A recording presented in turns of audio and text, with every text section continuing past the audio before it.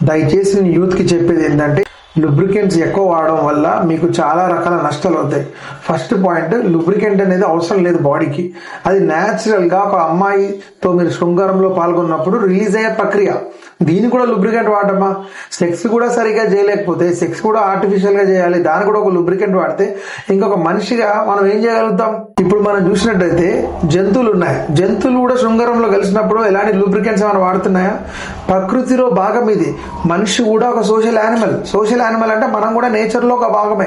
ఇది ప్రకృతికి విరుద్ధం. ప్రకృతి న్యాచురల్ గా మనకు అన్ని ప్రొడ్యూస్ చేస్తున్నప్పుడు దాన్ని ఏ విధంగా అయితే న్యాచురల్ గా తెచ్చుకోవాలో ఆ బాధ్యత ఉండాలి. బట్ అవన్నీ వదిలేసి లూబ్రికెంట్స్ వెనకాల పడి విపరీతంగా యూజ్ చేయడం వల్ల, విచ్చలవిడిగా దాన్ని యూజ్ చేయడం వల్ల మానసికంగా ఒకటి ఈ కపుల్ కి ఇది యూజ్ చేస్తున్న వాళ్ళు ఇది లేకుండా ఇంకా నేను చేయలేనేమో అనే పరిస్థితికి వెళ్తున్నారు. కొంతమంది ఎక్కువగా వాడడం వల్ల వెజనల్ క్యాన్సర్స్ వచ్చే అవకాశం ఉంది. దాంట్లో ఉన్న కెమికల్స్ ద్వారా అక్కడ ఉన్న లేయర్ పూర్తిగా డ్యామేజ్ అయ్యే అవకాశం ఉంది. అక్కడ ఇరిటేషన్ వచ్చే అవకాశం ఉంది, అల్సరేషన్స్ వచ్చే అవకాశం ఉంది, ఎండోమెట్రియోసిస్ లాంటి ఇన్ఫెక్షన్స్ వచ్చే అవకాశం ఉంది. సో ప్రజలకు నేను చెప్పేది, ఎస్పెషల్లీ యంగ్ కపుల్స్ కి ఇలాంటి లూబ్రికెంట్స్ కి అడిక్ట్ అవ్వకండి, వాటికి బానిసగా మానకండి.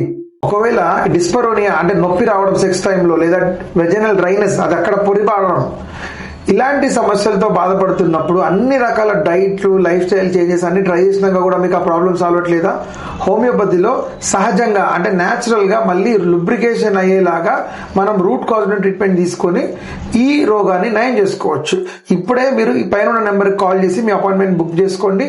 ఈ రోగాన్ని శాశ్వతంగా మీరు క్యూర్ చేసుకోండి. లూబ్రికెంట్ కి నో చెప్పండి.